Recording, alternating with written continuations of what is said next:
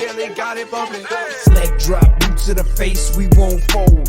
Put a dude in this place, he out cold. With a tombstone, grapple the waist, get laid flat. Can't escape, nowhere to go, the cage match. It's on now, when I spot him, it's no problem. Everybody stone cold till they hit with the rock bottom. Sharpshooter, I won't miss him like Bret Hart. Like Al Snow, they gon' need him a head start. I just might catch a better body than Mickey James. Get acquainted with the name, we bringin' the pain. Like Kane in the ring, all I see is red. Paul era, Undertaker, I can see the dead. John Cena putting hands in your face. 10 DBS, keep a milli on the waist. B2TF, better stay in your place or get smacked down, play it safe. What you talking about?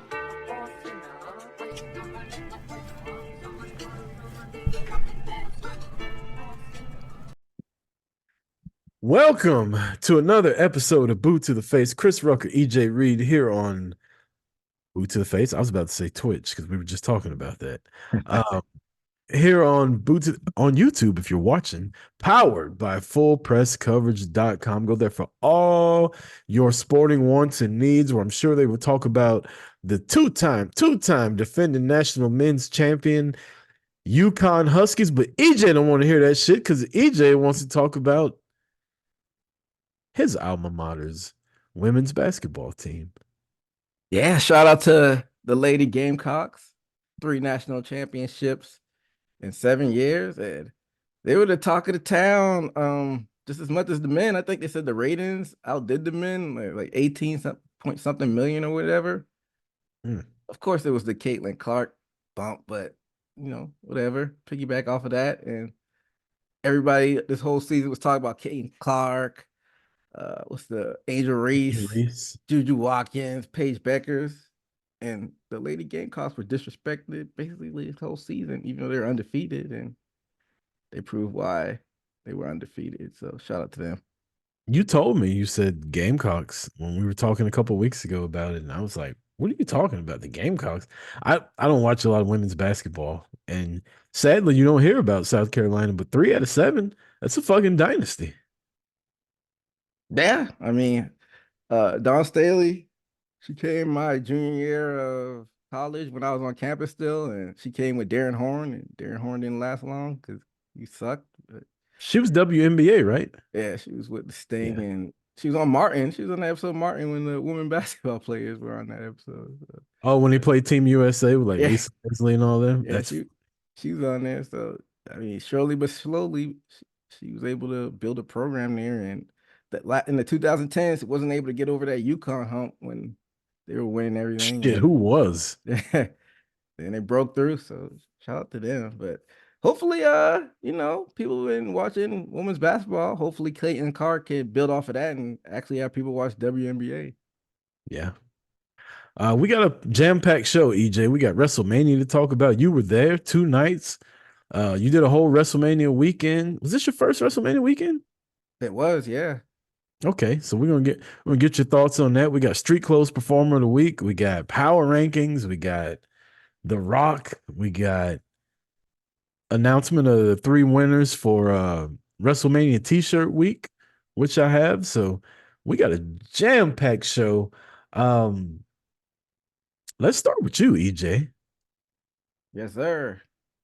You out there running the streets in Philadelphia. Tell me, besides, you don't have to get into detail about the wrestling just yet, but the vibe of Philadelphia and being there during the Mania weekend and all the events you hit, like, how was that? I don't even know where to start. I mean, I pulled up on Thursday. I had to wait around before I checked into my Airbnb. I was staying on the north side of Philly, which doesn't have the best reputation. But, I mean, if you go any big city, as long as you ain't really messing around with anybody, nobody's going to mess around with you. And it's like any inner city area. It just wasn't like terrible or anything. It's just, inner city. And I stayed at the Airbnb. I know you were saying stuff about St. Louis, how you like St. Louis. I think Philly is a level above like a St. Louis. I feel like it's New York light. Boston and Philadelphia are like New York light. Okay. That's more than a step above St. Louis, though. That's like 3 or 4. That's like halfway up the steps where the Rocky statue is above St. Louis. Did you go check out the Rocky steps? I didn't. I forgot about those. I don't even know what part of Damn, the city that EJ. is. It is what it is. It's You just were supposed to get a video of you running up the fucking Rocky steps. I wish I would do something corny, cliche like that, but I should at least got a picture. But I mean, I don't know. If I'm around it, it's cool. I can snap some pictures, but I don't really go out of my way for a lot of stuff like that. I took a picture of that, the love sign you always see people in front of. Yeah. I got a picture of that because I happen to be around that area. But yeah, man, I got there Thursday. Went to Peter Rosenberg's live podcast they were shooting out there, Cheap Heat live. Had LA Knight come out, Rhea Ripley. I don't really know what to expect going there, but that was, I guess, a nice little cool surprise. Oh, you got to see mommy in person, huh? Yeah.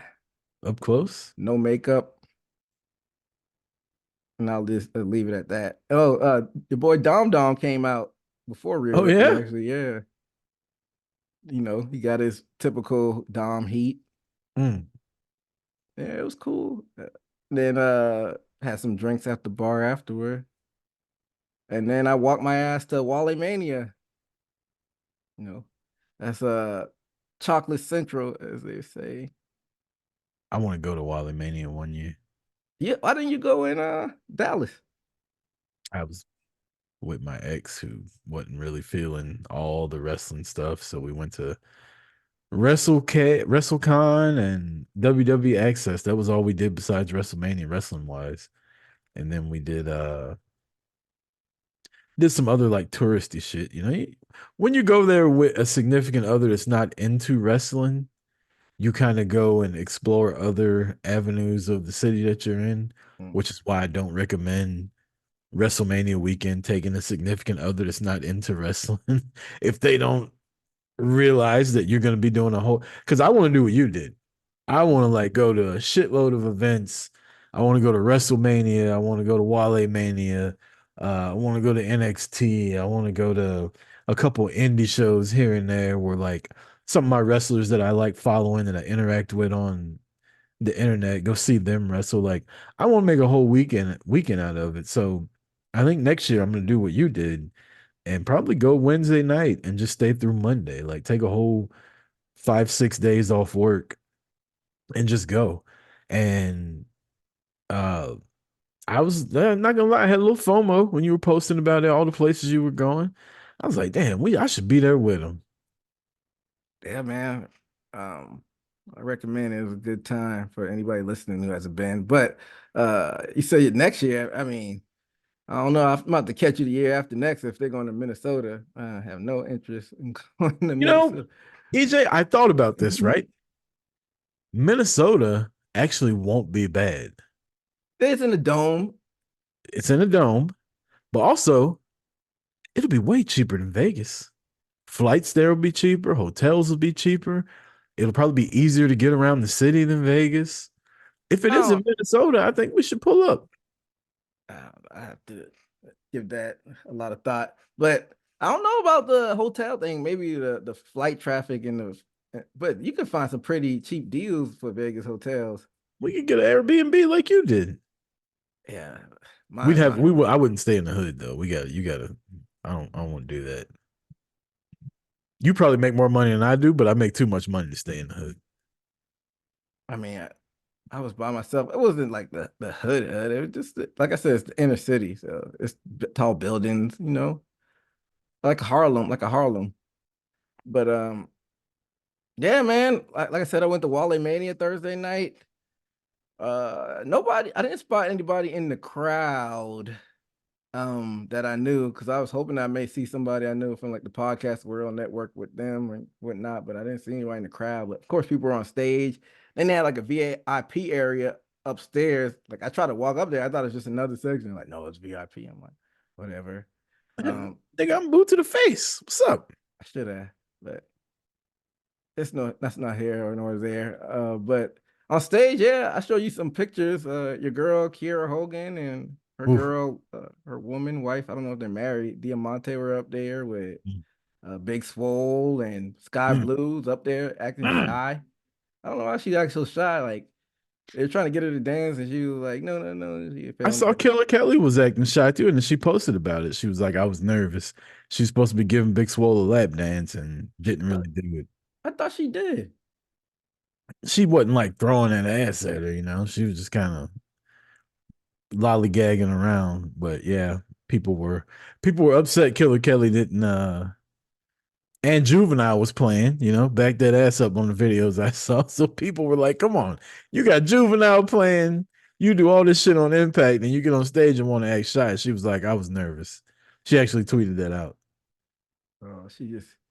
She's doing all this stuff on Impact and stuff for shows. She ain't really about that life, is what you saying. Yeah, I mean, she does that around a bunch of the people across the street, and she got around our people, and it probably was nerve wracking. Miss me with that. Um, uh, She's not from here, you know. She's from across the pond. Portugal or She's whatever. from, yeah. She ain't used to getting in a room full of us cheering her on. It probably was nerve wracking for her. And you got Big Swole. Big Swole's a big personality too. Like she probably did get nervous. I feel, you know, I'm with you, Killer Kelly. Next year, do it next year when I'm there. I'm surprised it started like as early as it did because I missed some people. I missed the Street Profits. I saw that later on. So Uh, racist. I'm surprised it started on time. you took it. You took it. You took it that direction. I'm just saying, like, if you've ever been, to the club, it usually don't get popping until like 11. Like I got there like at 9:30, 10, and it was like almost halfway through basically. And What time did the ticket say? it said 8, but I like thought it was gonna actually start at 8. The ticket said 8. It's at a club though. Yeah, I'm sure they partied well after though, right? Like after it was God, over. when they shut it down, they shut it down. They shut it down like at midnight. Mm. And I did get there before Hurt Business was up there. Like they said, it's the first time in front of a crowd because I guess they broke up during the pandemic. That was cool. Yeah, they did, but I do when you said the Hurt Business was there, I do remember they were supposed to be presenting Shelton Benjamin with some kind of like achievement award for like all the years he's been a wrestler. Like it was supposed to be a Shelton Benjamin recognition type thing. Did that go down? Yeah, yep. That's the main reason they were there. They gave Shelton Benjamin his flowers. So that was dope. Man, I'm mad that I missed that. I don't think I've talked about it a lot on here, but when Shelton broke off from the world's greatest tag team, like he was my favorite wrestler for a while. And like every year I wanted him to win Money in the Bank and he never did. But Shelton was my guy to the point where my ex, when me and her moved in together, this is embarrassing. Like now as a 41-year-old man. But at the time I was like 20 something. One of the fucking pictures I had on my bedroom wall was a picture of Shelton Benjamin, like a poster that I had from one of the magazines. That's a little weird, but like you said, you was Yeah, 20. You was it is what 20, it is. so it is what it Hey, is. I was sleeping with a woman. It's fine. The gold standard. I definitely was. That was I guess that's the era that you like them, but yeah, he was No, it was before the gold stand. This was like literally when he got drafted to Raw and he pinned Triple H his first night there. He pinned Triple H, and then Triple H and Ric Flair jumped him or something like that and tried to like destroy him. And then he beat Jericho for the IC title. Like if you look at his win-loss record versus Jericho, he dominated Jericho. But like they were pushing him for a while, but they never quite pushed him to the world title match. And I thought they should have. But he, like he was big over when he first got drafted. Vince wasn't gonna let that happen and win the Money in the Bank, but that's a topic for a different day. But yeah, Have like I you seen said, the first Money in the Bank match? it was at WrestleMania, right? Yeah. WrestleMania 20. That was the first one. I could have just made that up, but No, yeah. you maybe it was a 04. I mean, like 04. There's been 20 Money in the Bank winners? God damn. I You mean, think we could name them all? no, I can't. I definitely couldn't. I know Edge has won 2 of them. You sure it I wasn't think at Punk's 21? I think Punk's won 2 of them. It may have been a 21. 21 was where? In Hollywood? Yeah. So I did. And it might have been 21. I was still watching, like barely at the time. 20 WrestleMania 22 is when I like checked out. Basically, it was 22, maybe after 22, after Ray won. Edge has won twice. Punk has won twice. You said Rey Mysterio won one of them? No, I said Oh, WrestleMania 22 and Rey Mysterio won the world title. Like after that one, I pretty much checked out. I know Kane won, RVD won, John Cena won, Brock Lesnar won. Obviously, Damian Priest, Otis, Miz, Dang, Randy Orton. That's Damien. 12. Uh, You said Sandow. Damien Sandow Then won. Kennedy win it. Mr. Kennedy won. Yep. That's 14. That's all I Uh, got. Did you said Corbin, right? no, Baron Corbin, it's 15. How did I leave my boy Corbin off? That's 15. Did you say Brock? Yeah, I said Brock. I said Didn't Braun win it and failed? Yep, Braun Strowman had it.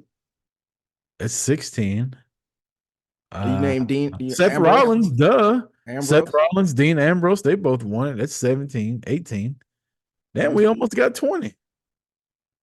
Well, it's I guess it would be. No, wouldn't this year make it 20 if they started in 05? I don't know. I don't think they started in 04. Well, 19 or 20, we're only at 18. I can't even remember the people that you named. So, I'll do it again. I know Punk won twice, Edge won twice, mhm. Kennedy, that's 5, Miz is 6, Brock is 7, Corbin's 8, Did you forget Big E? Big E's 9. I did forget Big E. That's 19. Big E's 9, Randy Orton's 10, John Cena's 11. I said Brock. Damian Priest is 12. Otis is 13. Mhm. Is 14. Uh, I can't remember who I said. Did you name Seth and Seth was Ambrose? 15. Ambrose is 16. Did you say I Kennedy can't again? remember. Yeah, I said Kennedy this time. Anyway, Sandow. the first time we got 19. We got 19 the first time. Y'all can go back and listen. Did you say I think that's Sandow? pretty fucking good. Um, Did you say yeah, I think you did say Sandow. yeah. We got sent out for the first round. We got 19 winners. That now I will say that's an asterisk because I don't necessarily know for sure if Punk won it twice, but I think Edge won it But twice. then didn't Ziggler win it? Yeah, Ziggler got it. You're right. Ziggler had the best cash in. No, Well, no, I think Rollins might have had the best cash in at WrestleMania, but Ziggler had the biggest pop. well, I think you just named it all then, right? Sheamus won one too because Yeah, he he cashed did. in on Roman after Roman won his title the first time. Yeah, that's when I started paying attention a little. When he had the dumb mohawk with the League of Nations or whatever. So maybe Edge didn't win it twice. Maybe he won it from somebody the way Miz did. That's what happened. Yeah, Miz the second time you won it from somebody. Yeah, he ended up taking it from Otis and cashing in. Yeah, I think that happened a time or two. Didn't All right, I'm gonna do didn't did this one Cena more win time. it? I'm gonna do this one more time. Did Cena win it? Yeah, he has Edge, Cena, Orton, Rollins, Ambrose, Sandow, Big E, Punk, Otis, Priest, Corbin, Ziggler, Oh, how we forget your boy Theory? Austin Theory. That's 13. Lesnar. Yeah. I can't remember who I've named already. We might have to write this shit down. Um, I said Corbin already, right? All right. Whatever. This is the last time we go through this. Start again. I'm gonna write them down. This is awful. All right, you ready? Yeah. Edge, Uh-huh. Punk, Uh-huh. Big E, Uh-huh. Miz, Uh-huh. Austin Theory, Uh-huh. Mr. Anderson or Mr. Kennedy, Uh-huh. Baron Corbin, Uh-huh. Brock Lesnar, Uh-huh. John Cena, Uh-huh. Otis, Yep. Damian Priest. Uh-huh. Did I say CM Punk? Yep. Uh, did I say The Miz? Yep. You didn't say Strowman. Strowman, Seth Rollins, Uh-huh. Dean Ambrose. Uh-huh. That's 14. Uh, Uh, Ziggler, yep. Yep. Damien Sandow, Yep. Sheamus. Oh yeah.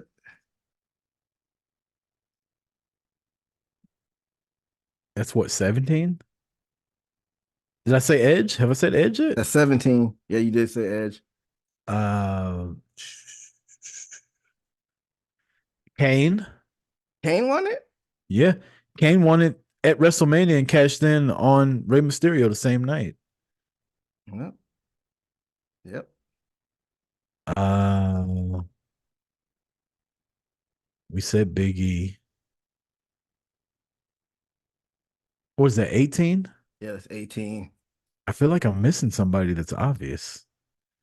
Did Did what's I his say face? Brock? Yeah, we got that on there. Then what you call it, your boy what's his name? Ah, the Mexican abusive dude who was paid. Didn't he win it? Alberto Del Rio? Yeah. I don't think he ever won it. Ah, We got 18. I feel like we had 20 a minute ago, so we're leaving somebody off. But I feel like it, it's somebody that I named here we left off. yeah, we've definitely named 20. So it is what it is. It's fine. Oh, you didn't say, you don't have Jericho on here, didn't you say he won it? No, he never won it. Oh, okay. Maybe it Uh was a repeat winner that we because maybe it was a there's repeat. been repeat winners of the cash in, but there hasn't been repeat winners of the Money in the Bank briefcase. Unless Pulling it Punk, down. I think Punk may have won it twice. Oh, that's 19. Well, RVD, oh, yeah, he cashed in on Cena. He called his shot. that was probably the best one when they had ECW One Night Stand. Yeah. Well, that's I got 19. Daniel Bryan on there. He won it? Yeah, he cashed in on Mark Henry. Well, there it is. That's a 20. Fuck yeah.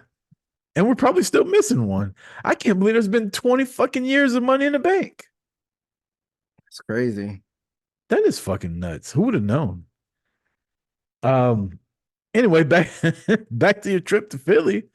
Anything else you want to throw out there before we get to street clothes of the week and power rankings? So when I left Wally Mania, like it wasn't even that much traffic. Like when you leave, like people pretty much whenever went to their transportation, however they got their bus or the car, but it was like a couple people lingering outside.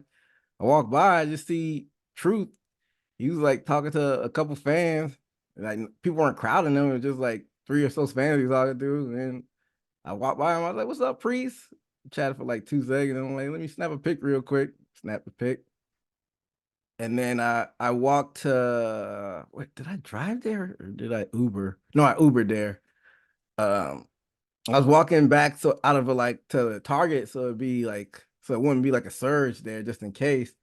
And then on the corner, I looked and I saw Gail Kim and Alicia Edwards on the Oh corner, wow. just by It Gail, themselves.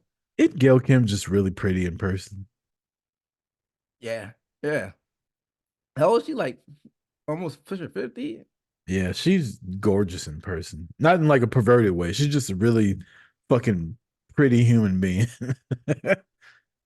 I took a picture with her at WrestleMania in Atlanta, and I was like blown away by how pretty she was in person. Yeah, yeah, like you said, I confirm your sentiments. But so yeah, so I walked by him and then I'm like, they were just by themselves on the corner, and like I was about to cross the street. And I was like, I didn't want to bother them or bug them, but then I was like, Alicia Edwards, and she clearly had a drink or two. And and she was like, she just like gave me this like little, I don't know, she gave me like a little dirty look, and I'm like, yeah, and I'm like, okay. I just said her name. I wasn't bothering her or anything, so I just kept it moving. So A dirty look like get the fuck away from me. I don't feel like dealing with fans, or a dirty look like I've been drinking and what's up? could have been a mix of both, but She's a like, married woman.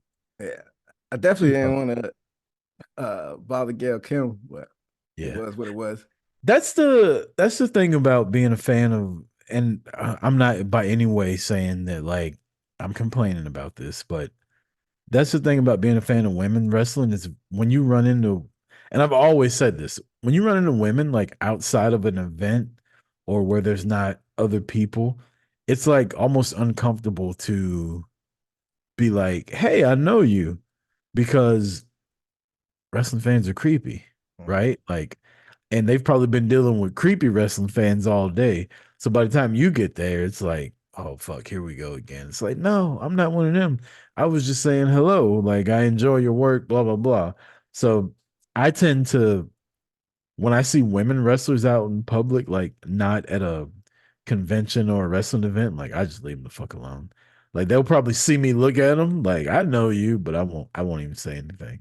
Yeah, that's literally all I said was her name. I was like walking by her, and then I'm like, whatever. She Yeah. clearly was having some drinks. I guess they were coming out of Wallet Mania, but they were like a corner from the event, so maybe they walked up that street and were waiting for their Uber. But I ain't trying to paint Alicia Edwards as a partier, but when I saw her at WrestleCon a couple of years ago, she had clearly had a couple drinks also.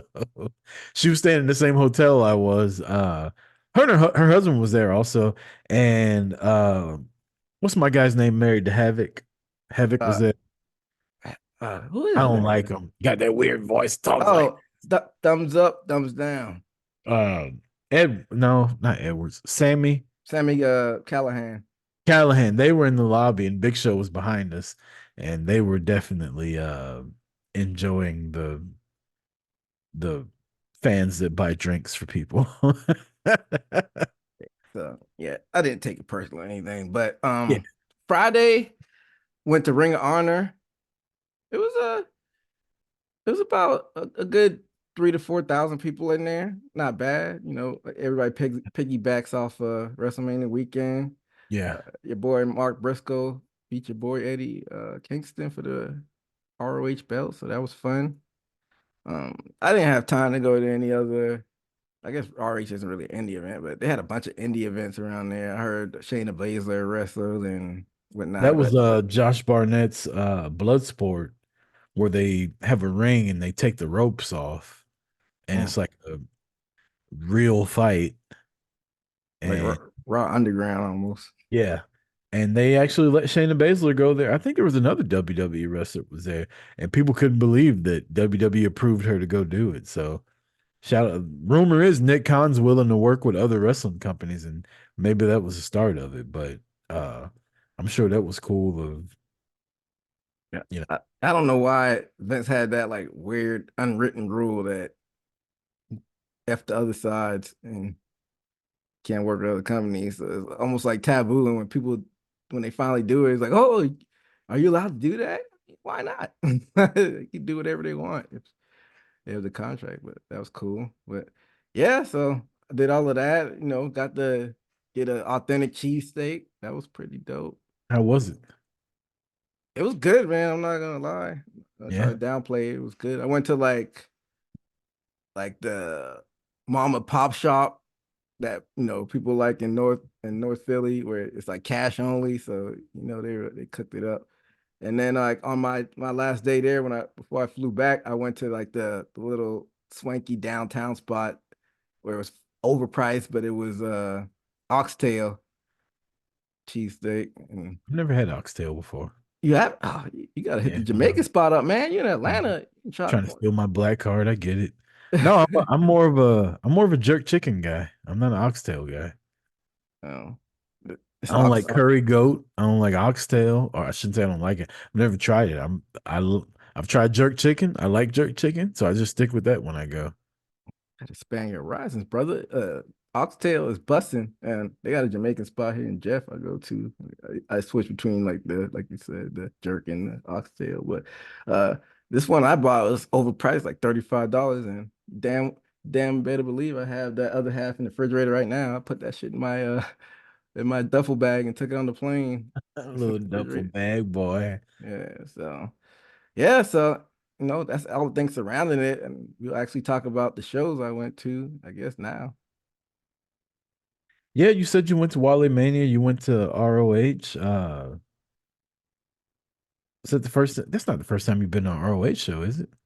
I've never been to Sinclair. I've been to Tony Khan's already, so Mm. no. No and yes, I guess. I mean, I don't know what you call it. That's like the first standalone ROH show. Every time I've been to piggybacked off of AEW. Have you seen Athena when she was in WWE? Did you see her Ember WrestleMania? Moon? Yeah. Yeah. Yeah. How different is she as Athena in ROH than Ember Moon? Like, is it a different vibe to it? Yeah, because she was like a generic baby face as Ember Moon. She's like the cocky heel and on top. It's like she's like stuck in like almost like purgatory because she's doing amazing things in RH, but nobody's seeing it. So I'm curious to Yeah. see how they go. Because she hinted that her being, put on the AEW side of things this sometime this year. So I'm curious to see how they integrate her. Yeah, I wasn't a big Athena fan, but I've enjoyed her the past like year and a half of everything I've seen. And then seeing her in person a month or so ago was she could be a star, man. Yeah. I mean, just got to give her the ball a little bit. She'd be perfect for TBS championship right now. But it looks like Mercedes is going after that for some reason. But Mm. we'll probably talk about that eventually. In But due yeah, time. Can't talk about it this week because it's WrestleMania week. If you got anything else you want to hit as far as your visit to Philly before we get to the other topics that we got tonight.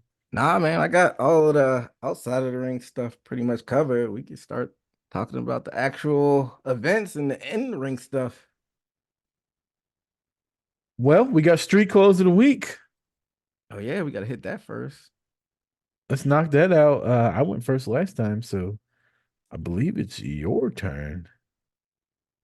I'm cheating. I mean, it's not street clothes necessarily, but I like what he had on to go to the ring, so fuck it. I know you probably weren't a fan of this. Maybe that's a little bit why I picked it. Seth Rollins is night 2 going to the ring with the circus. This motherfucker on night one had a train longer than Norfolk Southern.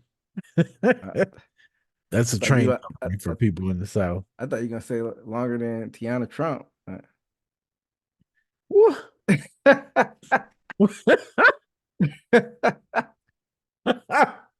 Sure, we could. I guess I could have went there. I don't know. She's had a train ran on her. Anyway, Come on, man. this You, is, you you know brought it she, up. You can't lead me down that path and then I mean, come on, you know she has. I Yeah, don't why know would that. she? I've never seen that. I'll find it. Send it to me. Um, I'm gonna go. Hmm. It's a hard one this week because I feel like everybody looked good. Oh, you know what? I'm gonna go with an old favorite. Not old. I don't mean old. I'm gonna go with a show favorite, a friend of the show at the Hall of Fame with her GM husband. I'm gonna go Mickey James. I don't know if you saw her in that blue dress she had, but she was looking good. I didn't watch the Hall of Fame. It was just too much stuff to catch up with. Like I caught up with the AEW and at the Airbnb, but I didn't see the Hall of Fame. I didn't see the Slammy, so I'll probably skip through the Hall of Fame and catch the highlights sometime this week, and then go back and watch some of the Slammies. I watched a little bit of Paul Heyman's stuff for the Hall of Fame, but that was honestly about it. Honestly, I saw the pictures of Mickey on social media. Uh, you know, that's how we see most things on social media. So shout out to Mickey James. Yep. Um, Now let's get to power rankings because we got a lot to talk about with WrestleMania. My power rankings are fluid. Like Stephen A's A list. I don't know what that means. I don't watch Stephen A. But my power rankings are like they're literally. I thought about it earlier today about who I was going to put on there, and I just decided I might want to put somebody else on there. So I need to take a second to like think of my top five. But yeah, I don't need to think about mine. okay, let's go. Then you can start out. Honorable mentions go out to Trick Mellow Gang for being the first black singles competitors to main event on the WrestleMania weekend. So baby steps. Mm. See that happen on the main roster now eventually. We'll hopefully get there one day. My number five is a trio. Night one, they went out there and showed out and had a bomb ass entrance. I got Bianca, Jade, and Naomi getting the victory over Damage Control. Number five spot. That's a good one.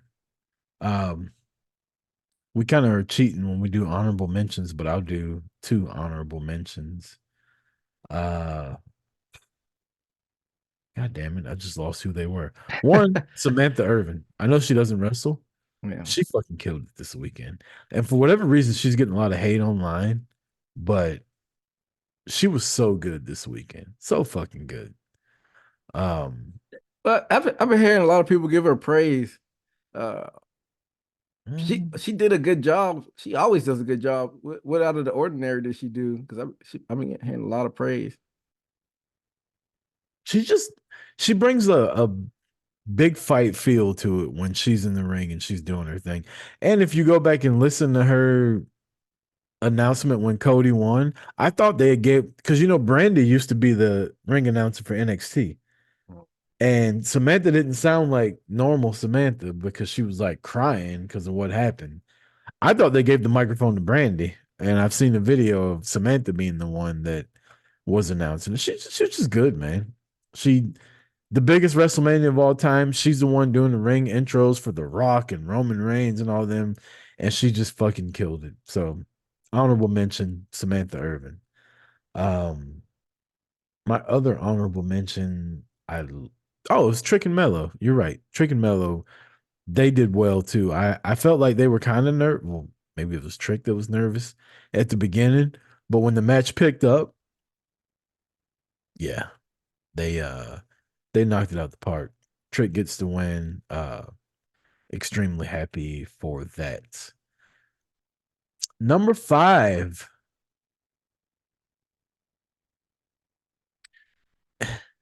He was trending, probably not so flatteringly. Well, it depends on if he gives a shit or not. But he was trending as a sexual orientation undertaker. Damon Priest, after he won the world title with a cash in. And let me say this. Y'all know I don't like CM Punk, which we'll probably talk about later. I thought this was phenomenal. Drew McIntyre has talked so much shit about CM Punk.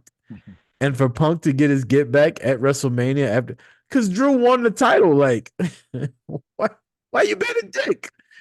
Don't go standing on the fucking announce table like throwing it in the man's face, and Punk finally got some get back on him. So my number 5 is CM Punk, not CM Punk, Damian Priest. Honorable mention Drew McIntyre with the match against Seth Rollins. Damian Priest, your new world heavyweight champion. Number 4, your new WWE Women's Champion, Bayley. Bayley and Io put on a really good fucking match night too. When Bayley went for her move and Io did that fucking forward somersault, whatever the fuck you call it, like we were at my house and I stood up like, oh my God, did y'all just see that? Remind me to tell you about my WrestleMania party too. But yeah, my number 4 is Bailey. My number 4 is the same as your number 4, your new WWE Women's Champion, Bailey, coming through with the new interest music and the Pharaoh stuff and Egyptian stuff. So I'm just glad she didn't bring back the hugger. I I think that wouldn't have ship been has mad at it. sailed. What's that? I wouldn't have been mad at it as a one-time thing. Yeah, but she chose the opportunity to break out something new. And like you said, it was a really good match with her and Io Sky. So shout out to Bailey. It's now number 4. My number 3 is the final boss. Final boss Mm. engaged. The Rock. Got the pin over Cody Rhodes night 1 main event, and nobody knew how he would look. First real match in like 12 years. He looked like $1,000,000, and he still has some gas left in the tank. So we'll get into the ins and outs of the match a little later. But The Rock is number 3. Putting That's us back also my there. number 3, The Rock. Um, I don't think I talked about it on here, but I know for a fact I told, my girlfriend.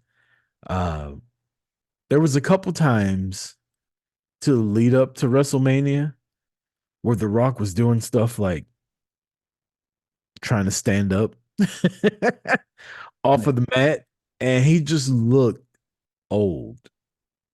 He came in last week on Monday Night Raw and like rolled into the ring to confront Seth Rollins. And it was like he took maybe about 10 more seconds to stand up off the mat than what normal people would have. And I thought, this shit's catching up with him. This is gonna be ugly. But to my surprise, which I shouldn't be surprised, the great one came through, pinned Cody Rhodes in the middle of the ring with that rock bottom special. That's what we used to call it back in the day. Hit a rock bottom and a people's elbow. Talk shit to Mama Rhodes. Made the referee make it a disqualification match. Yeah, Rock looked dope. Number 2, she got a win over probably the best women's wrestler in the WWE. She's up there. People want to say Trish is the best. I don't think so. People that want to say Charlotte's the best because she won a lot, debatable. I think Becky Lynch might be the best women's wrestler in WWE history. And Rhea Ripley pinned her clean as a whistle. Becky had strep. She was trying to do the Jordan flu game. I don't know if you found that out or not, but they talked about it on commentary. She had 102 fever going into that match. I mean, why would they mention that? Because they're just telling you she was sick. I know Because it makes it for a better story. Like the same way they told you Jordan was sick during the flu game. Like, why would they mention that? because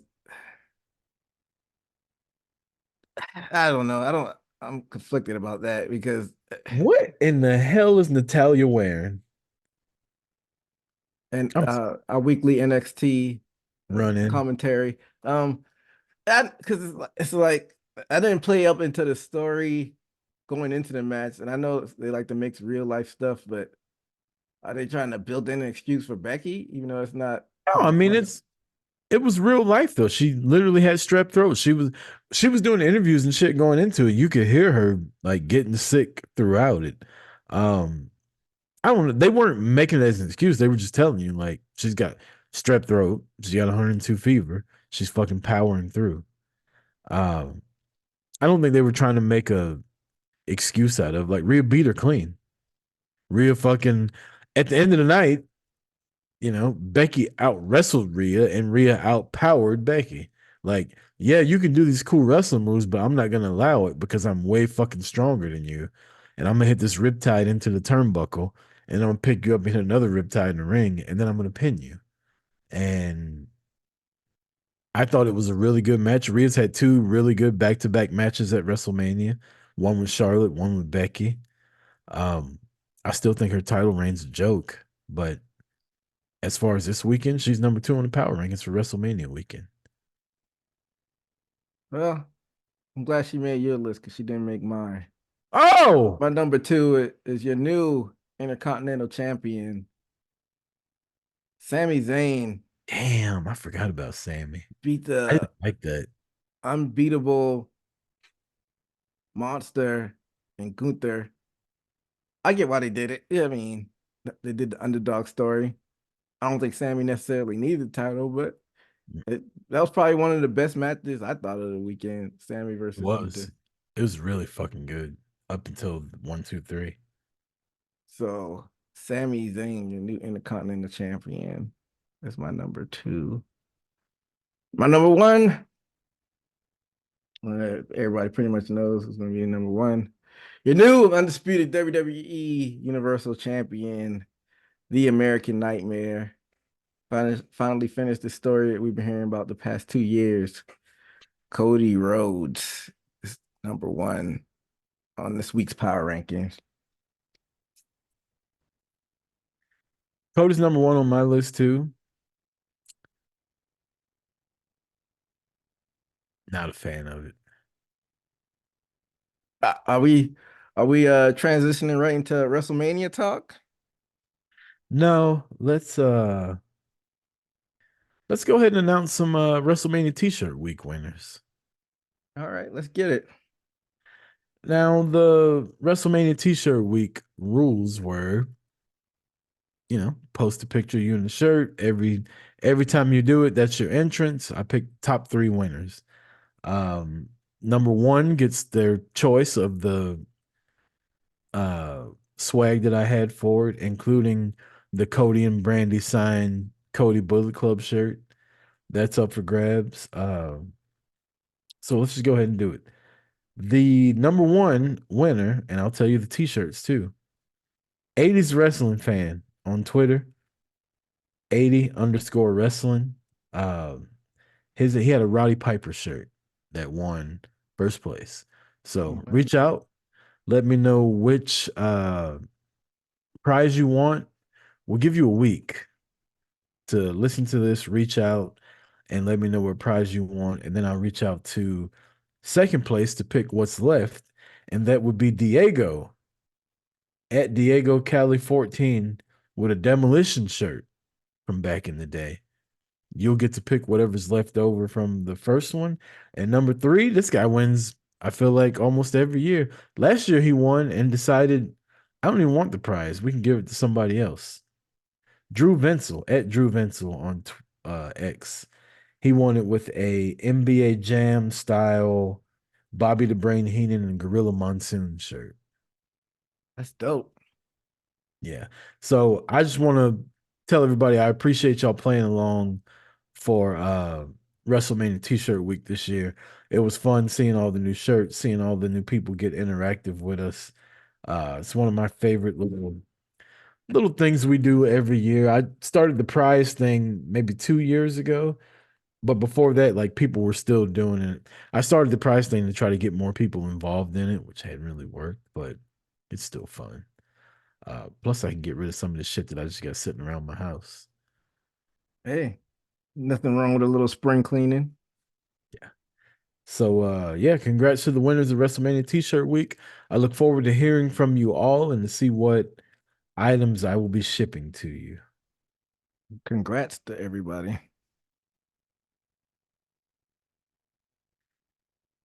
All right, EJ, let's get to some WrestleMania talk. Where to even start, man? It's a lot to unpack with this. Night one. Right one, I mean, You were there. How cold was it? it was cold. Not even gonna lie. Like annoyingly cold. Like messing with my enjoyment of the show. It wasn't really like the temperature, it was just that wind. It was the wind that made it cold. It was windy in there. So I'm glad you said that because a lot of people have said night one, the crowd didn't seem as engaged and they were blaming it on the weather. And we had boots on the ground with you being there. So you saying that it was fucking with your enjoyment confirms what other people were saying, that that was the reason that the crowd was kind of dead night one. Yeah, and the crowds weren't in sync. You had one part of the stadium trying to do something that didn't pick up on the other side. I think the synergy wasn't quite there for some reason because it's big. It's like 70 something thousand people. It's hard for everybody to be in sync. The Yeah. weather probably paid a little bit, but um, not to skip the night too, but you saw Stephanie's little speech. She was like, the weather's better this day. No, not really. It was still it was warm at that. It was a little bit warmer at that point that she said it, but then about 20 minutes later, when the sun went down, it was just as cold night too. But So the crowd was crazy night two. I mean, shorter show, and then they knew what was coming, so it's probably why. Yeah. Rhea versus Becky, I thought was a really good match. Um, I was completely deflated with the outcome. Uh, obviously, I wasn't the only one, or obviously, I was one of the only ones because the crowd was completely behind Rhea. Uh, how'd that match come off in person, and were you surprised by the crowd reactions? I wasn't surprised. I mean, we all knew this was coming. Rhea has the fanfare. We know why, not wrestling based, and it is what it is. I mean, you can't tell fans what to like and what not to like, and I I hate to see it for Becky because, like you said, she's been a ring general in there for the past 5, 6 years, and one of the top in ring people, and the most over woman. She main evented WrestleMania 5 years ago, and I mean, everybody has their moments. You can't be at the very top all the time. It comes around in full circle. But um, yeah, I'm sure. Like you said, you wouldn't mind seeing Becky go heel. Maybe that's her next route. I'm sure she may take some time off. Like you said, she was sick as a dog, so maybe she's gonna take some time off, come back, and do like a mini reinvention. Another match I want to talk about from night one with your perspective because you were there in person. Jimmy and Jay Uso. This match got shit on all over social media. Um, and I will say this: the match probably wasn't as good as I wanted it to be, and I think everybody wanted it to be one thing, and because it wasn't, they kind of shit on it. But I do think, now I don't know if you went back and watched it. I do think the storytelling in this match was really good. Like the what's the word I'm looking for? The fucking them talking to each other throughout the whole match. Uh the part where Jimmy like begs off and Jay gets taken advantage of because, he's still got a good heart, fucking wants Jimmy to come to the good side. And then Jay winning the match at the end. How'd that match come off in person? And how did you enjoy the match being in person? Didn't come off well in person. Like you said, they were doing a lot of their storytelling in the ring with their dialogue, and we couldn't hear that in a stadium, so it just came off as a little clunky. Mm. And I still hadn't went and looked at it, so maybe it'll come off better when I'm watching on TV. Only matches I got to go back and watch are both main events and then Seth and Drew. So I still got a lot to rewatch. I might not even get to that anytime soon, but Yeah. the match was what it was. I think it got what it needed to be done, but for some reason I wouldn't have been mad if Jimmy won. Why does everybody keep saying that? I don't know because he had he just looks like at the bottom of the totem pole as far as the bloodline goes. Man, That's where he's supposed to be. I don't know if that's what he's supposed to be, but it was what it was. I mean, but then if Jimmy would have won, people would have been saying the opposite. They needed to win. So damn if you do, damn if you don't. Yeah, Jay's been taking L since he got the fucking Monday Night Raw. Caused by Jimmy. He started off hot and then he started taking a bunch of L's this year, man. He's your Back new on number track. one contender now. What's that? He's your new number one contender for the world title now, which means Yeah. he's clearly going to be the first guy to get beat by Priest. I don't know. What if Priest is a transitional champion? I was thinking about this today. Like the draft's coming up, I could see Cody staying on Raw and the world title going to SmackDown. And I could see Jay taking the world title to SmackDown and beefing with the members of the bloodline that are left. Oh, that's a good idea. You know, Roman's probably going to take a little break. Yeah. Solo, Jimmy. I got a feeling that's going to happen whether Jay gets the title or not. I think world champion going to go over to SmackDown, Yeah. freshen up the Judgment Day a little bit. I think both actually probably will go over there, women's and men's. So I would imagine, EJ, this was your first time getting to see The Rock wrestle in person. it was not. Oh, Not I saw him wrestling 99. okay. Damn. Yeah, You sound old. That's 25 years ago. it was. Sixth grade. Had the time of What my was life. what was it like being in the stadium with the aura of the final boss coming out there? Yeah. Long fucking intros with him and Roman. Yeah, I mean, that was probably the interest of the night. He added a little bit of spice to what he already had with the what was it, like a almost like a video game final bosses emerged or something like that. I Final mean, like you boss. said, Hey. the aura, he brought the stars out. You saw in the crowd, Two Chains and Vanessa Hudgens and Ooh, I saw Vanessa Hudgens both nights. Drewski, and he brought the stars out. So Rock, like you said, he just has that aura, and even fans that even were booing him were cheering him that night. I mean, yeah, we'll probably talk about the Raw after Mania a little bit later in that crowd, but yeah, it's the Rock, man. It's nothing like it, man. That's what I know you're a big Rock fan. I wish you could have been out there to see it. I mean, I think you'll have an opportunity from how they ended Raw. He might be popping up at SummerSlam, so you might have to make that trip to Ohio. I'm not going to fucking Ohio. Not even to see The Rock. Oh, well, there you have it. Well, but Who the fuck wants to go to Cleveland? The Rock ain't going to Cleveland. that's what Joakim Noah said. He's Rock said that back in the day. But when Hollywood Rock was around, he said, "Tell LeBron James to stay in school. You don't want to go to Cleveland. Nobody want to go to Cleveland." That's how long ago Hollywood Rock was. LeBron James was still in high school. It's hilarious. But back to the topic at hand. Yeah, like, it's nothing. It was special that that whole tag team match and And what a good word. what? Special. Yeah, and Roman, you know, we didn't know at the time was one of his last walk down the aisle as champion. I mean, the next night, of course, but still, the Rock overshadowed everybody's entrance though.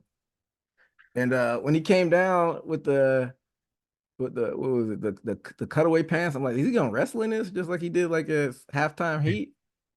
He got all of us though, and he had the vest on. How was it? How did it come off when you were watching it with everybody at your party? So at Royal Rumble, my girlfriend says Roman looks a little like chubby. You know, chubby on Saturday night, This was shredded the up. Royal Rumble though. This was January when Yeah. he came out to wrestle. And I was like, he doesn't look chubby. Like, she's like, no, like he's usually in really good shape. He looks like he's, put on a couple pounds or whatever. Apparently he hurt her because this motherfucker was shredded WrestleMania weekend to where she was like, I said Roman was chubby in January. Like, how the fuck does one go from what I was saying to what he is now? I've never seen Roman in that good of shape before. Like, I don't know if it's the Rock influence because the Rock was fucking there looking like he was looking, but Roman fucking kicked it into a new gear with nutrition and working out. Like, I've never seen him look like that before. Um, so I knew shit was gonna go down. I love this match. I love the psychology of it. I love the Rock fucking bossing around the referee. I love the Rock getting speared by Roman and Seth fucking jumping in and knocking Cody out of the way. The Rock, time was a little off, but whatever. Rock stole that spear where he got shot with a shotgun. Yeah. I mean, it was Roman Spear. Um, I just love the match. And then for Rock to win at the end, you know, kind of gave away excuse me, what was going to happen the next night, but I just loved it, man. It was really good. It was a Rock got his WrestleMania match. He got his victory, which he was probably going to get against Roman, and they got to continue with Cody's story at the same time. So I enjoyed it. I don't know if Rock would have beat Roman, but I don't know. I guess we'll see how the story plays out now. But yeah, I mean, I went back and watched it. Like you said, it was a lot of storytelling, especially at the beginning, and then it picked up and Rock, Cody putting Rock through the table, and then Seth Mm. selling his knee injury, which would play into the next night. So yeah, good storytelling. It ran a little bit long, especially being out in that cold. Mm. How was traffic afterwards? Oh, traffic was non-existent. I guess I picked the right parking lot. I picked it both nights too. I picked Wow. a parking lot that was probably like a 10-minute walk from the stadium. Mm. And There you then I didn't pick like the Eagles parking lot. It was like a parking lot like actually it was the Eagles like it was like their practice facility parking lot, but it was like a 12-minute walk. you should have And pissed on it. I should have. But I actually did actually because I was Yes. but I because I was tail Yes. and it was like in the facilities the grass like on the side of the building, but because I was pre-gaming before in my car and I had a couple beers. I wanted to pee before. I didn't consciously do that, but now you think about it, I guess the two birds with one stone, no pun I intended. love it. I love it. Uh, Um, yeah, so yeah, I got in my car once it was over and drove right out, which was that's good because I saw a lot of Powerbomb Jutsu, I think, and a couple other black podcasts. They were stuck there for like 2 or 3 hours oh after that this, oh trying to get out of the parking lot. So I'm glad you didn't have that. That's kind of what no, we Ubered at Revolution, but we still walked away from the arena before we called the Uber. dang, that's probably why because Actually, it did look like a jam like in that parking lot, but nope. we didn't Uber. We ended up with Hoop picking us up, but I digress. Uh, I'll tell you. So Saturday night, I had people over for WrestleMania, and the plan was Saturday we were going to watch it at my house. Sunday we were going to watch it at my buddy Joey's house. Mhm. That was what we planned at the Royal Rumble. Well, Joey ended up getting sent to San Antonio Sunday for work Oh, because he had to be there Monday morning, so we weren't going to do it at his house. So it was just like, all right, we'll watch Saturday at my house, and then everybody can kind of do their own thing. We had a 1.75 liter of Captain Morgan rum that not a lot of people were drinking except for me and my girlfriend. And my buddy Nate didn't drink because he had to drive home. And the next day, my girlfriend's like, "So what time's Nate coming over for WrestleMania?" I'm like, "What are you talking about? Like, nobody's coming over." She's like, "Nate said he was coming over when he left." I'm like, "No, he didn't. I'm drunk when this happened." Uh, so then me and him are texting back and forth throughout the day. He never says, "So what time should I be over to your house?" Like we were talking about other random shit. So I went and played golf with the girlfriend, get home, shower, make a drink, sit down, fire up WrestleMania. It's starting. All of a sudden, who the fuck's at my door? I look on the ring camera and it's Nate and his wife Amanda. oh wow, they just popped up. No, apparently the night before we agreed that he was coming over to watch it. Like we had a whole Uh, conversation. I don't remember. And of course, my girlfriend was like, "Told you." So um, it was fun. It was cool that they were here because Tabitha doesn't really give a fuck about wrestling. I'd probably ended up watching the majority of it by myself sitting in the living room. So Nate being here made it fun. And then, Tabitha and his wife Amanda kind of paired off out onto the balcony and drinking wine and just like girl talking and shit like that. So it was a nice little low key night to a WrestleMania. where's your buddy's name? Nate. That's yeah, one of your childhood buddies. Yeah, high school. Okay. And okay, so yeah, I guess that was a nice little surprise, even though you told him to come. Right, right. And he told me, he's like, no, we had a whole conversation about it. I was like, bro, that conversation does not count when I'm drinking like half of a fucking liter of Captain Morgan. But Why so Captain Morgan? uh because I knew I was gonna be drinking a lot and Captain Morgan is 5% less alcohol than regular like whiskey and rum. I don't even know what to mix with Captain Morgan. I haven't drank a lot of soda this year, but I was mixing Dr. Pepper cream soda with it. Diet Dr. Pepper cream soda. I guess And that would mix well. yeah, I don't know. it was pretty fucking good. Spice rum. That's like the I don't know. It's a mystery to me. Like what It's is it? not What is it's not spice very rum? spiced though. It's and Captain Morgan's done this new thing with they've got a new label where it says it's got like a vanilla flavor to it. I can't taste it, but Captain Morgan's pretty smooth too. So rum is good every now and then. I can't just drink whiskey all the time. I can. But yeah, that sounds like a nice little time. Did you cook some food or order some food or anything? Night one, I ordered 50 wings and enough quesadillas for 10 people, buffalo chicken quesadillas, and had a little vegetable platter and and a fruit platter also. So everybody was just kind of snacking throughout the night. Night one, night two, had no idea anybody was coming over, so I didn't do shit. But they brought their own. His wife drank wine with my girlfriend, and Nate just kind of stayed sober. But they said they had eaten before they got here, so we were just kind of eating the leftovers from the night before. Or that's what's up. And how many people you were there night one? You said It Joey was Stillman. yeah, Stillman was here. There's seven of us. Okay, so nice little kickback watching Yeah, WrestleMania. pretty good little turnout. Yeah, I find myself having to go back and watch WrestleMania because we all drink and just sit there like talking through all the matches and like doing our own commentary and shit. Like some people probably wouldn't like it because we're like, oh, this is about to happen. But then we'll all see like the funny shit, like our truth trying to tag in the fucking tag match or in the Royal Rumble. Like that shit right there, like popped us. Oh my God, I just said popped us like I'm a wrestler. I'm sorry. I'm gonna have to edit that out. That bothers me. Why would I? I don't even Well, use that in my language. Why the fuck would I say that? well, I'm not editing it out of the video, so Please zoom in on my frustration with myself too. That made us laugh big time, like our truth tagging in. Of course, we were all cheering for our truth. But yeah, it's fun when you get people that like the same thing around and instead of a football game where you got dueling fucking teams going against each other, it's just everybody kind of watching wrestling and like enjoy. It's fun. I do it every year that I don't go to WrestleMania.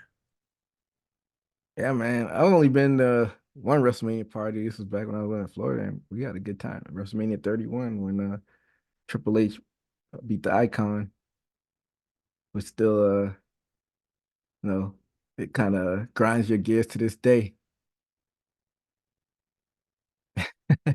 Didn't mean to strike a nerve, so let's move on to the next topic.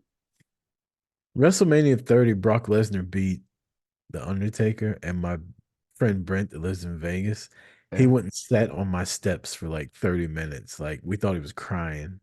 And he was just so confused. And I'm like, you don't even like The Undertaker. Like, why are you so upset? And I was making fun of him, like called him a little bitch and stuff. And the next year Sting lost. And his girlfriend at the time was like, yeah, Chris, you little bitch, blah, blah, blah. And I kicked her out. You checked her out? Yeah, I made her leave.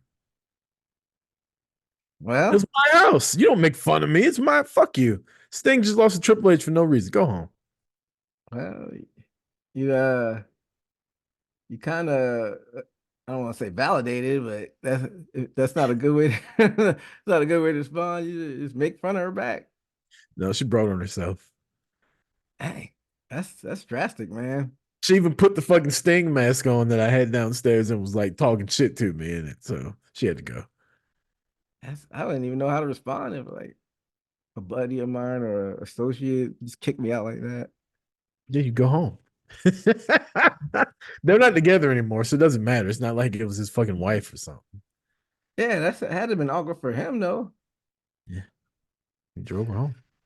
It is what it is. Well, she's at least drunk. That'd make me feel a little bit better. I don't give a fuck. Fuck her. She's making fun of Sting losing at WrestleMania. All because I made fun of the Undertaker losing the year before when he don't even like the Undertaker. He's a Kurt Angle guy. But she had to. She felt she was standing up for her man, I guess. But I kicked her out. Go home. Get out of here. See you anymore. It's a work, brother. I worked myself through a shoot. Yeah. You know what? Now think about it. I should probably apologize to her. That was maybe a Nah, reaction. nah. If she's not with him, then fuck her. But Fuck her. if they're still together, it might warrant one. But Bitch. like in the words Rick James, that was weeks ago. That was years ago. So, uh, but yeah, man. Sounds like you had a good time though with the party and whatnot. Yeah, I did. I did. Not as good time as you did because you were in Philly, Yeah. including night 2 of WrestleMania. Um, did night 2 come off better to you than night 1? Yes and no. Uh, the crowd was more in sync, especially in getting closer to the main event. But I don't know if you can hear this on your TV. Production messed up the first half of that show, and it distracted me from the LA Knight AJ Styles match the most for some reason, and the Street Profits. What happened? I don't think it kicked in. I want to say towards the end of the McIntyre. It was just towards how they had like the scaffolds that held up the ring, I guess, where it covered up so at the very top of it, they had the green lights, but then they had this one massive bright white light that was affecting like almost the whole stadium's vision, seeing the screens. So unfortunate. Yeah, I don't know if you. I guess you didn't hear it. You could hear it. Turn the light off. Chance like the first half of the show because it was blinding everybody. We heard a bunch of, I had people over and the women were talking, so that was kind of loud. But we did hear chants going on, but we couldn't make out what they were. Oh, And oh, then when I social media, I saw our guys over at Drunk Wrestling History tweeting about it, and I was saying, yeah, the same shit happened to us in Nashville for SummerSlam. We paid all that money for those suites, and once the sun went down, we couldn't see a goddamn thing because they had those lights on. no, I was at SummerSlam too. I guess it didn't affect the level we were on. I didn't have that issue at SummerSlam, but it was just one light though. That's the weird thing Yeah, about it. It was one that's how it light. was at some.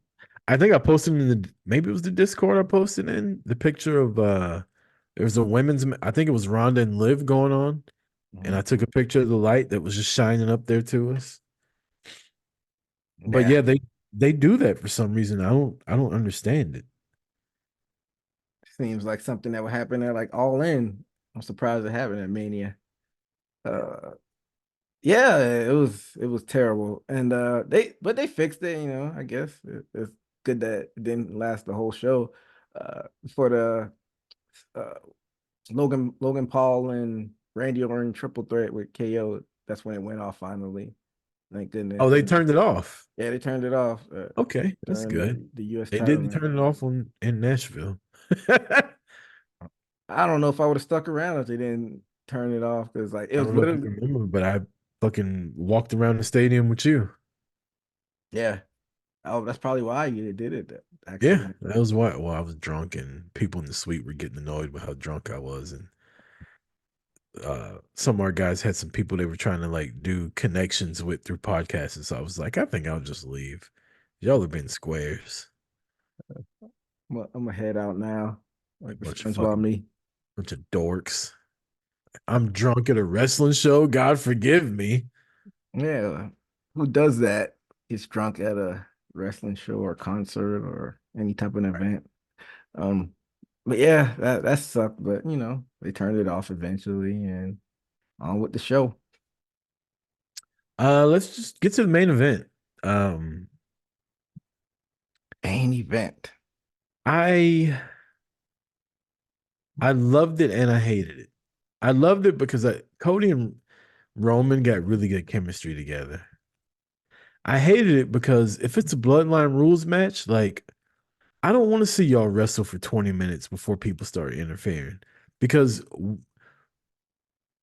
it's anticlimactic. Like we all know there's going to be interference. So why are you wrestling one on one? Have Solo roll up on Cody on his way to the ring. Don't even get his first whoa. Like before he even does that, have Solo spike that motherfucker. Like let's get this shit popping. And I was here for all the nonsense, and we literally got like 5 minutes of Mhm. I mean, you make a good point, but you would have had the dorks online complaining if it would just started off with Solo interfering, and I get I get why you would do it because like if it's a bloodline rules match, it it. should be like anarchy the whole match, but they probably still want to preserve some of the WrestleMania main event, mystique and prestige by having them wrestle some. So I get it, and then I get your point too, though. I understand that, but then don't have the bloodline rules. Well, we knew we knew why they did it, and after Cody went, I was gonna do a wellness check on is Rucker okay? But I told you, I mean, I picked the opposite. The opposite I picked Roman winning night two and Cody winning night one. Just I know that wasn't gonna happen, but I just did it wishful thinking because that's the one result I wanted to happen. But I told you, I said, if it's bloodline rules, Cody's gonna win because they're not gonna have Cody lose 2 nights in a row. But like you said, why even make that rule option? But they had to. I guess they were kind of stuck with it based on how things unfolded leading up to WrestleMania with the Punk injury, and Yeah. they had to put a stipulation to spice it up, I guess. But I don't know. I feel like it kind of telegraphed what was going to happen when you made that stipulation because we know most people predicted Rock and Roman winning night one and Cody winning night two, and that's what happened. You know the only thing I didn't like about the main event, besides the fact that the bloodline rules match didn't mean anything? Before you get into yours, I'll tell you what I didn't like Undertaker, but I'll let you go with yours now. That was mine. What the fuck did he have to do with any of this? He had I, nothing to do with the bloodline storyline. so I thought you were gonna. I was gonna bring that up. I thought you was gonna push back on it, saying it was fine. I don't No. understand what the Undertaker had to do with anything. And people were like trying. I hate when nerds try to twist it into. Well, you know that The Rock and Undertaker.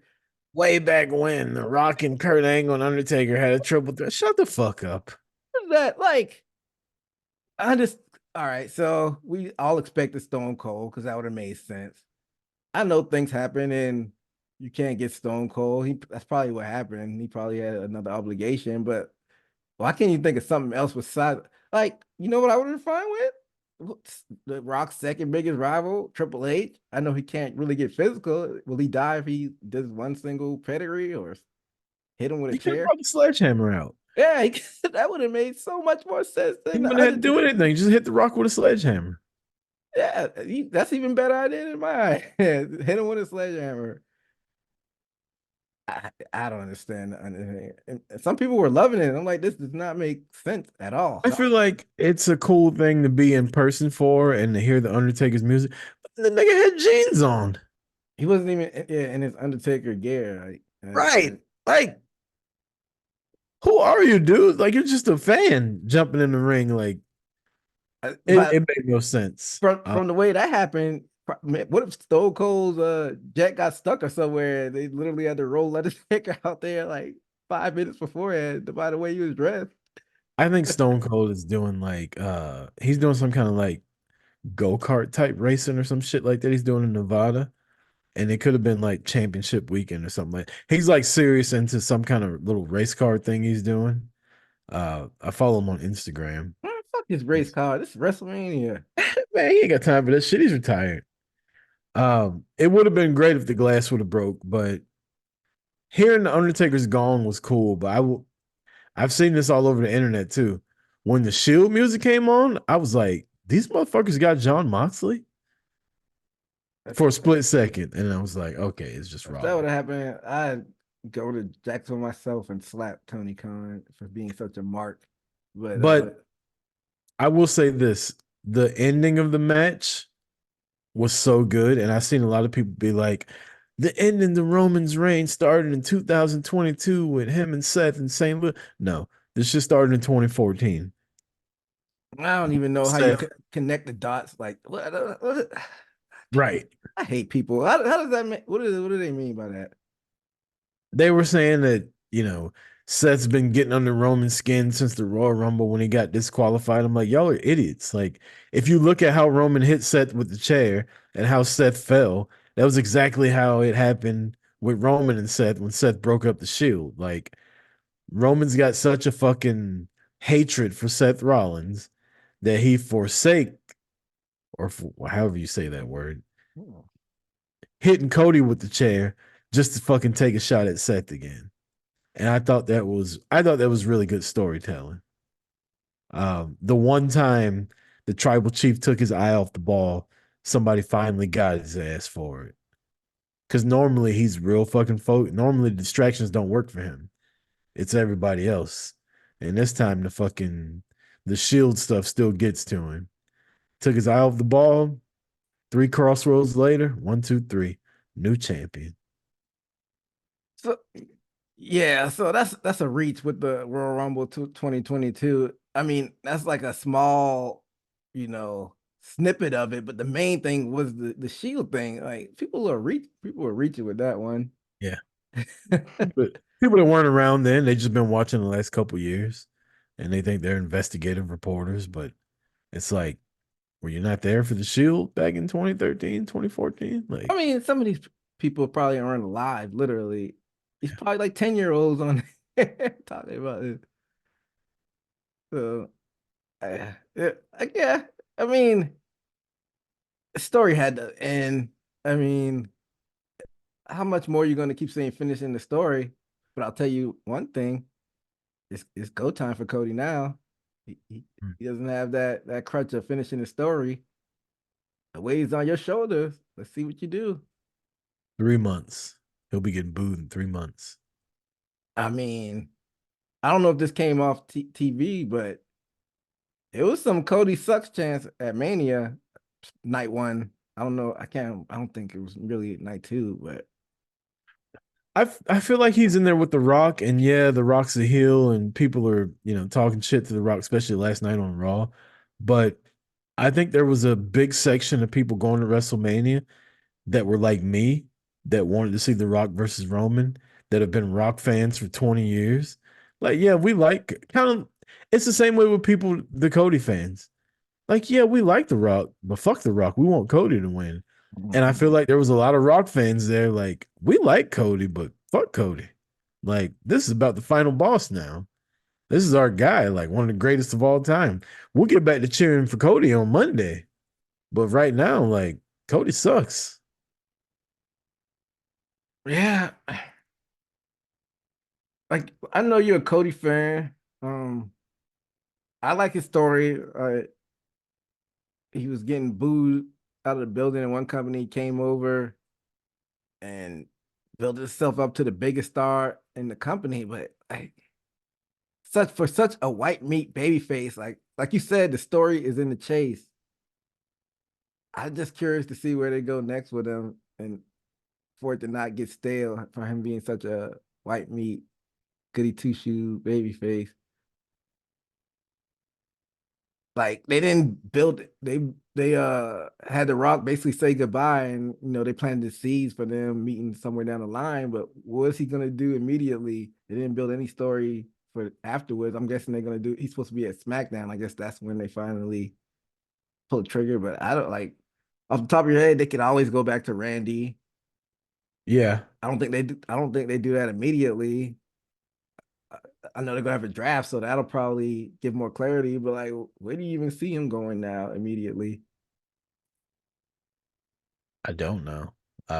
Because last night the only thing they teased was him versus The Rock. And then like, what is a champion now that he's gotten his quote unquote flowers? That's what the kids say, and all the pomp and circumstances over. Like, what does the Cody promo sound like now that he's finished the story? Like, what, like no hill to climb? Like, what? I'm like, it's kind of a rhetorical question, but it's kind of a real question. Like, I don't know actually. And I'm It's the same curious. way I felt when CM Punk went to AEW. It was like all his promos were good because he was unhappy with his job. But when he went to AEW, all his promos were about how happy it was. So it was like, well, he ain't gonna have shit to say. I Yeah, kind of feel you with that. and well, his promos started getting better when people started to piss him off, and then when he Right. finally was getting his stride, he got hurt and then beat people up. So yeah, sometimes you gotta have that edge, that chip on your shoulder, and I don't know, like what's Cody's motivation now going forward, and curious to see because like you said, I probably give it 3 months as well before fans start getting tired of it.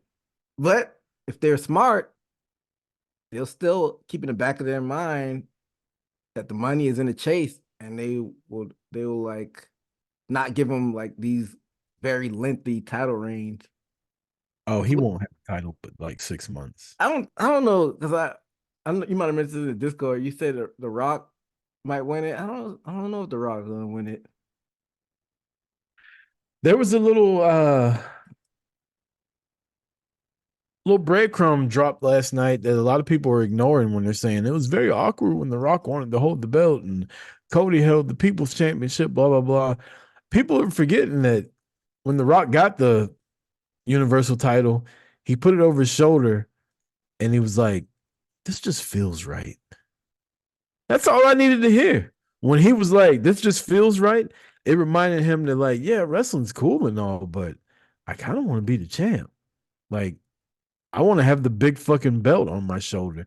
And then he told Cody, whether you got the belt or not, when I come back, I'm coming for your ass. And people are ignoring it. They're like, that was so awkward. I don't get what the point of the switching the belts was. They weren't switching the belts. Rock just said, let me hold the belt. And once he put it on, he got that fucking feeling back.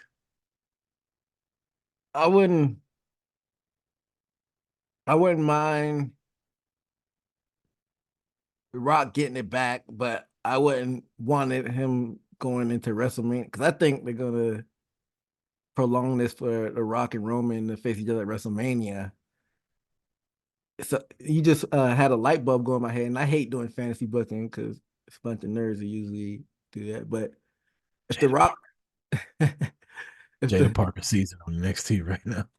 if the Rock did get the title off of Cody, then that could like start off the him and Roman like this ain't a part of the plan. I tell you, I'm the tribal chief. You're not supposed to get the belt, and Roman costs Rock the belt, and that's how you do their WrestleMania match.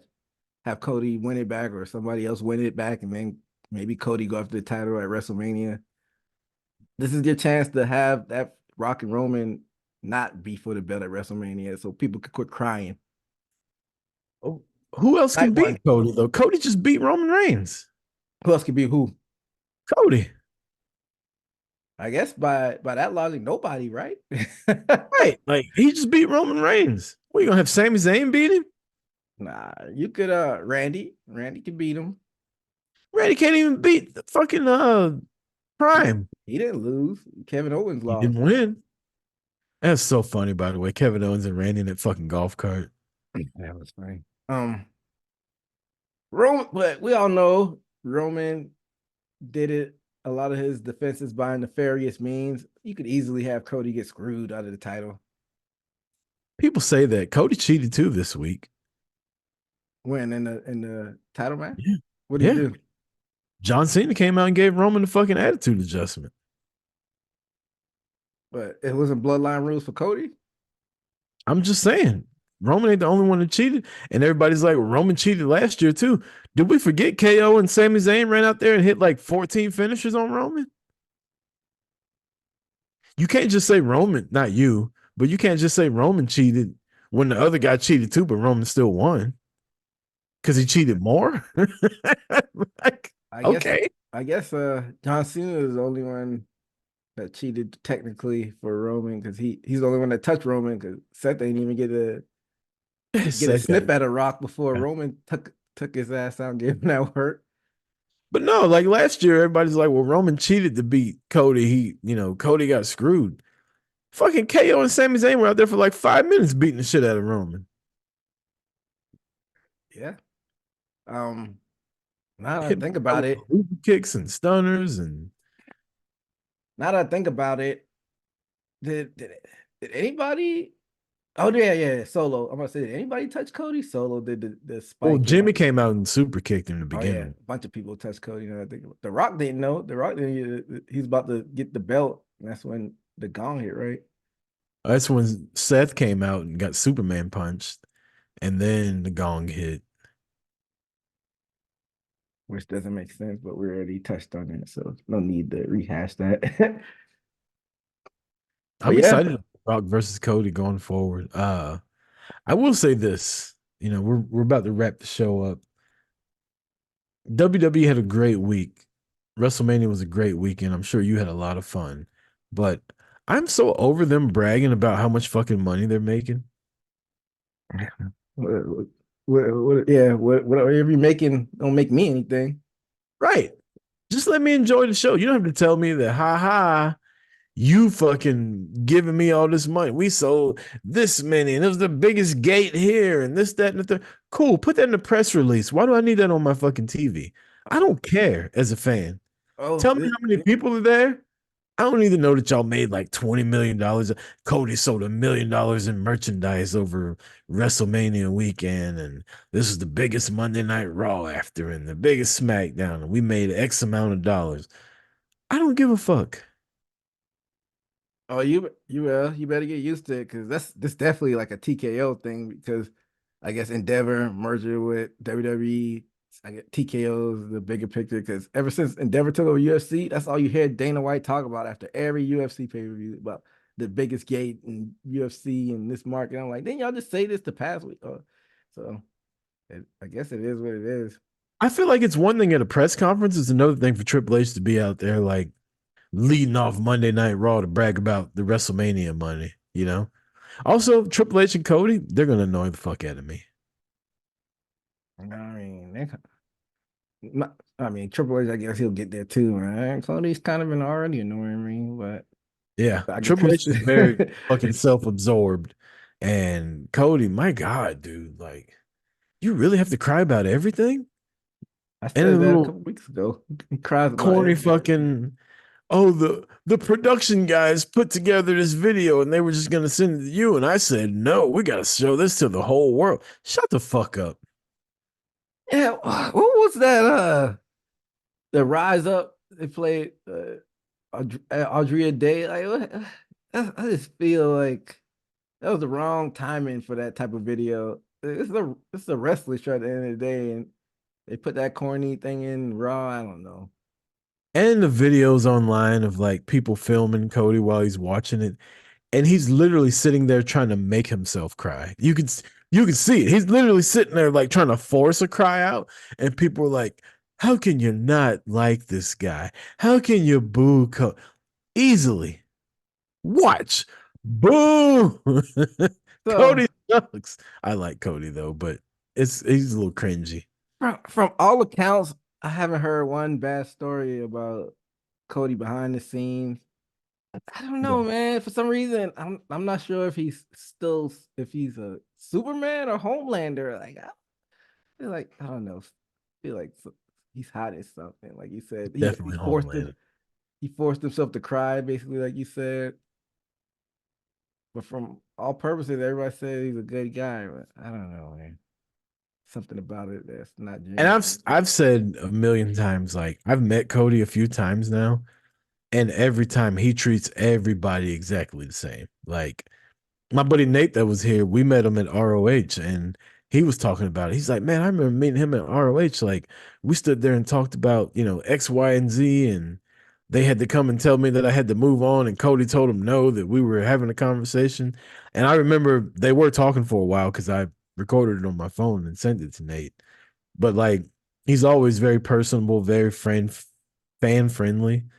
Um, but I don't know, like I just think there's something very like politician about him also. Like That's what it is. nobody's that like always nice and whatever, unless you're trying to be. And that's what you said. You hit it, like politician like. And I hate to always tie things back to the Attitude Era, but I think that was kind of the charm of Stone Cold. If you see him in public, he might really flip you off, and it is what it is. People are human. People have flaws, so I don't know. I think but so long you can hold up the perfect image. It might be one day somebody piss you off, and then, oh, Cody's an asshole this whole time. No, I just had a bad day, so I don't know. Yeah. Well, we'll put a bow on the WrestleMania weekend unless you got anything you want to add to it. And then I got one more little quick topic before we get up out of here. Just I mean, I guess we touched on it a little bit, but Jay, the number one contender now. Is that you think that's gonna happen at Backlash in Paris? I don't know. I I have a feeling Drew's gonna win the title back when they go to Clash at the Castle. Mm-hmm. And I think it would make more sense for him to take it from Jay than Priest. Priest. But I mean, also Priest just keeping it for like 3 weeks and then Jay winning it and then him losing it 2 months later. Because it goes from being a title that Rollins had for almost a year to having 4 changes in like 3 months. like we said though, not all title reigns have to be a year, but you don't want to play flip flop with the title too much. But I told you though, man, I think Jay didn't even need to mess with the IC title. He should go for the world title. I'm hoping he wins, but I I hope don't, you're I right. don't, I don't want to see them flip flop it like you said. It kind of diminishes the purpose of the title. But yeah, I'm excited for that. I'm excited for the draft. We should maybe do like a mock draft or something the week of the draft. That'd be fun. Jada Parker, number 1. There you have it. How was Jay's entrance in person? Oh, I've seen it in the arena a few weeks back, and the stadium is just as dope, man. The whole crowd was rocking. So even though the Lil Wayne part was a little weird, I don't understand why Oh, he came up for like 2 seconds. But he couldn't even remember the words of his own fucking song. that lean, it'll do it to your brain. All right, real quick. Wednesday tomorrow, we have 2 things being released by each company. There's a behind the scenes WWE WrestleMania show being released on YouTube with The Rock and Triple H and Roman, all talking about Cody, also all talking about how the story came together. I'm very interested in that. I know it's not going to be all true because it's produced by WWE, so we're never going to get the real story. But I always like WWE's production of this. And we have backstage footage of what really happened at All In with CM Punk and Jack Perry airing tomorrow on Dynamite. Uh, this has been a very polarizing topic. I, for one, am here for it.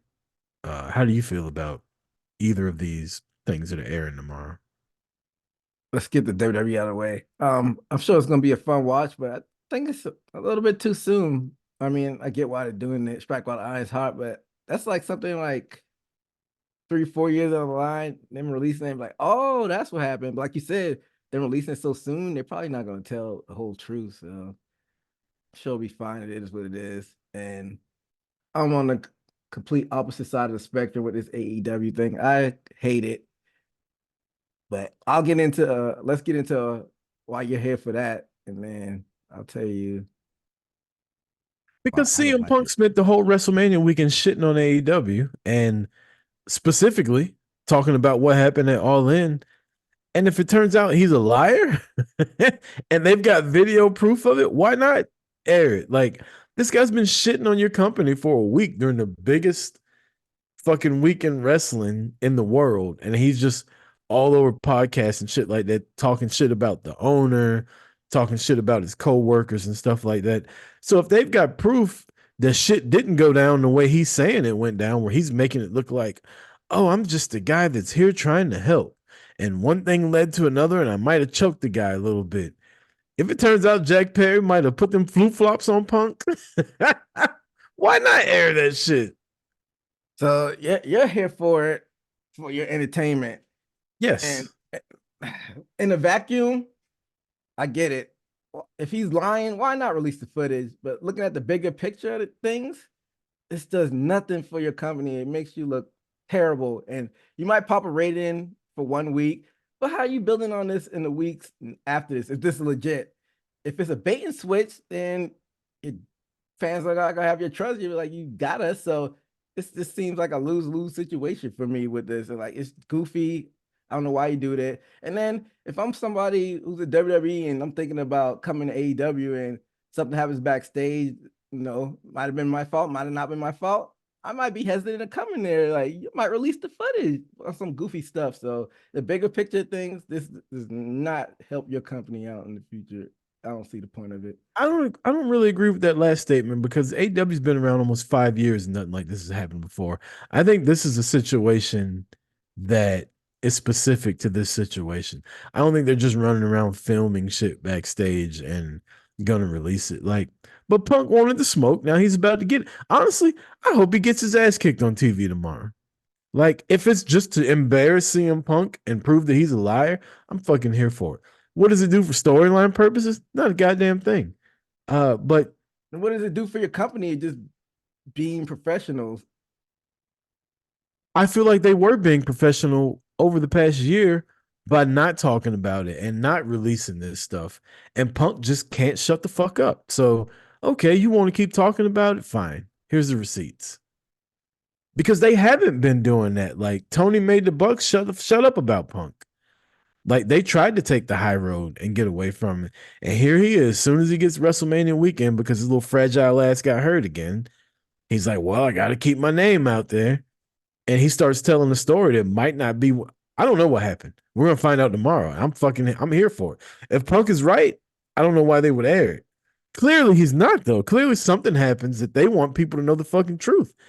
We deserve the truth, EJ. I know you said yourself you're not a fan of going too much behind the curtain and breaking the fourth wall, and this is just awful. Punk started it though. I don't care. You don't go low with him. Why not? You're supposed to be a viable second option as far as major companies in professional wrestling.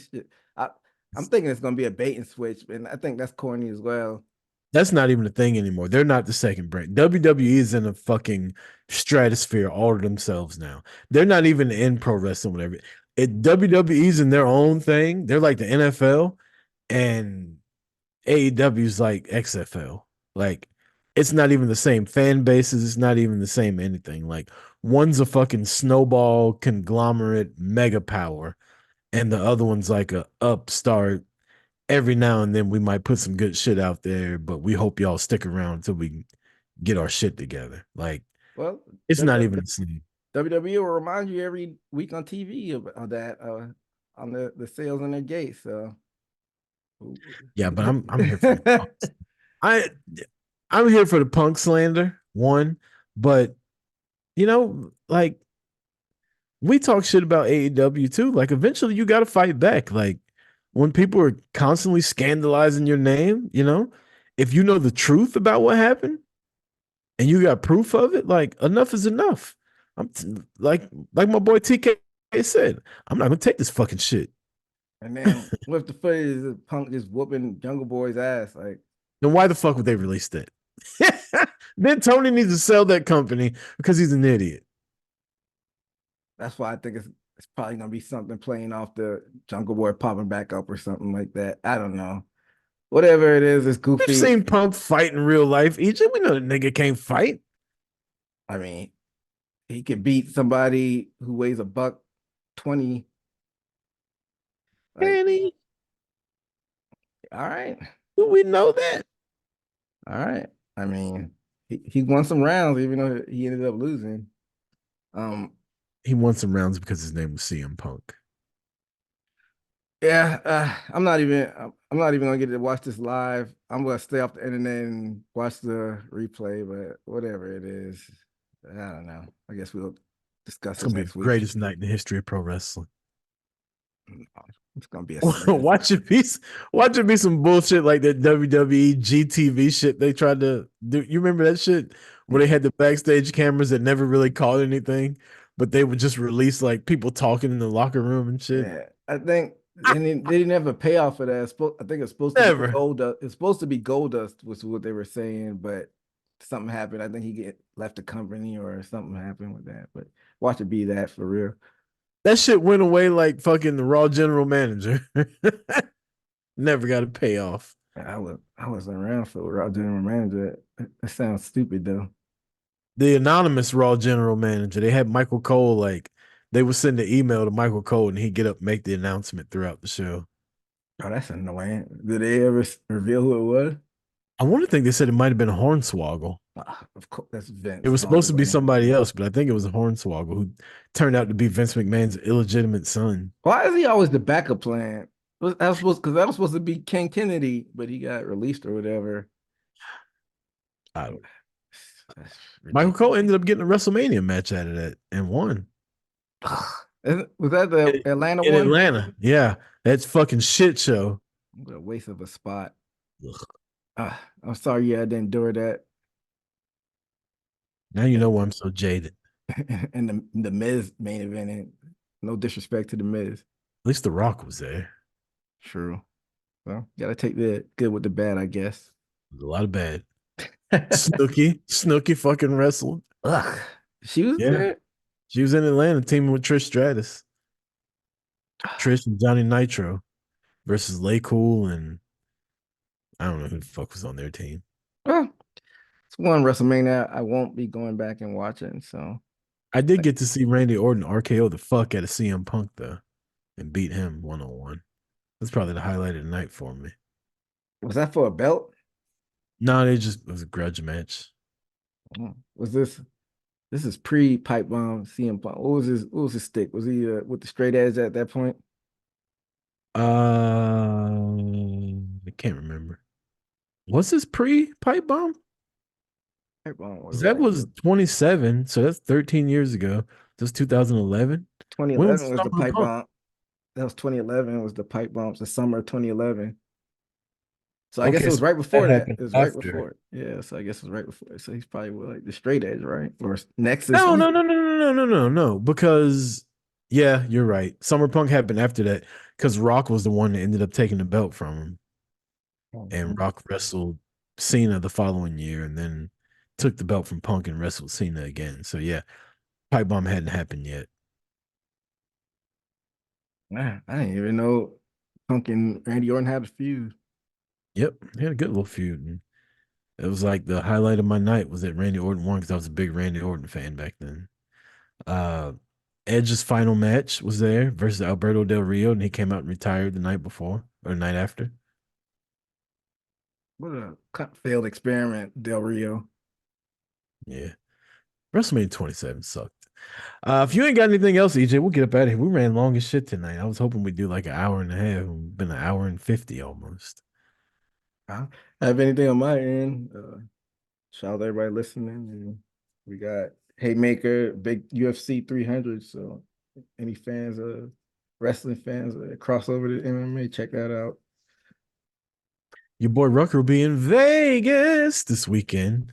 So I won't be there for UFC 300 though. But I appreciate again everybody that played around for WrestleMania T-shirt week. Like us, share us if you can. And until next time, I'm Chris Rucker for EJ Reed. This has been Boot to the Face. Peace.